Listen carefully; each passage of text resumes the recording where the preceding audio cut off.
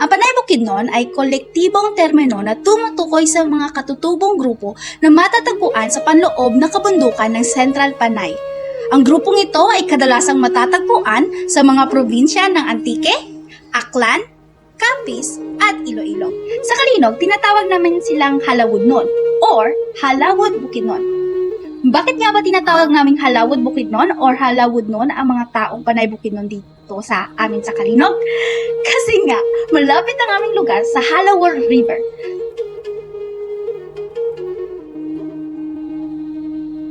Isa sa pinakamakulay at magandang kultura ng Halawudnon or ang Panay Bukidnon dito sa Kalinog ay ang binukot. The term binukot is derived from the Hiligaynon language, which means kept or secluded. This practice dates back centuries and has been passed down through generations.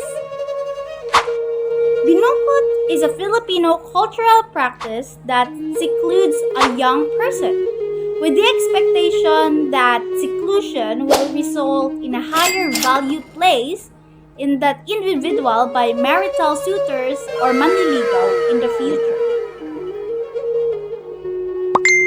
Diba po, pre-colonial na ang kulturang Panay Bukidnon at Binukot? How did they survive from colonialism?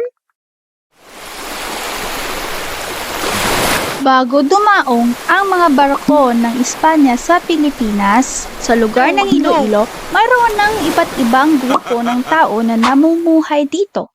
At isa nga doon ang mga Panay Bukidnon. Sa kasagsagan ng pananakop, may mga grupo ng tao na yumakap sa impluwensya ng dayuhan. Ngunit, ang grupo ng Panay Bukidnon ay tinanggihan ang paghihikayat ng banyagang gawi. Kung kaya't, ang grupong ito ay naglakbay at sinunod ang daloy ng mga ilog mula sa bundok. Gaya ng sinabi ko kanina, tinawag na Halawudnon ang Panay Bukidnon dito sa Kalinog sa kadahilan ng binagtas nila ang Halawur River. Naninirahan sila sa kabundukan sa loob ng Panay, malayo sa dominasyon ng mananakop na Espanya.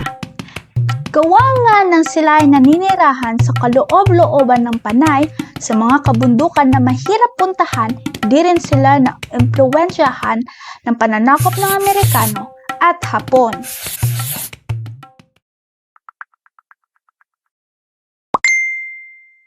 Meron pa rin po bang binukot sa Kalinog? Or sa ibang lugar na may Panay Bukidnon? Ang kahuli-hulihang binukot sa Kalinog ay nagngangalang Rosita Silva Guillermo Caballero. Siya ay namaalam noong July 23, 2017 sa edad na 73. Kadalasang itinatanong, nawala na nga ba ang kultura ng binukot? Currently, upon making this video, there is no information or data na nagpapakita na mayroon pang batang binubukot. Ngunit, there is still some living na bukot, like from huling binukot ng tribo sa Tapas, Leticia Gardose, na may edad 100 taon. Ang kulturang pagbubukot ay pansamantalang tinigil sa kasalukuyan. Ngunit, sa ganitong klase ng kultura, maaari rin namang magpatuloy kung mayroong individual, pamilya, tribo, ang nagnanais na ipagpatuloy ito. The implication of the Binukot practice on education can be analyzed from different perspectives. First, limited access to formal education. Binukot are secluded from the outside world, which often restricts their access to formal education provided in schools. This lack of exposure to mainstream education can limit their opportunities for academic learning, acquiring knowledge, and developing essential skills. Second is focus on traditional knowledge and skills. Binukot education emphasizes traditional skills and knowledge passed down through generations. These skills include weaving, traditional crafts, dance, music, and the understanding of cultural rituals and traditions. While this preserves cultural heritage, it may limit exposure to modern academic subjects and technological advancements. Third is reinforcement of gender roles.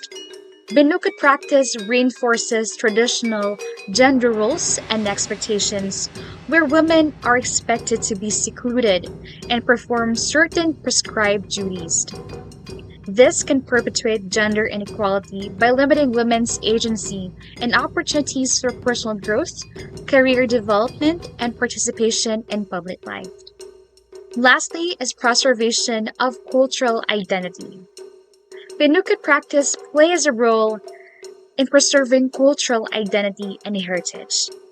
This specialized education and training received by Binukid ensure the transmission of cultural values, customs, and traditions from one generation to another. This can help in maintaining a sense of cultural continuity and community cohesion. This short video cannot cover all the wonderful and amazing stories of Panay Bukidnon and Binukid. But all in all, I hope that you learned something from this short video.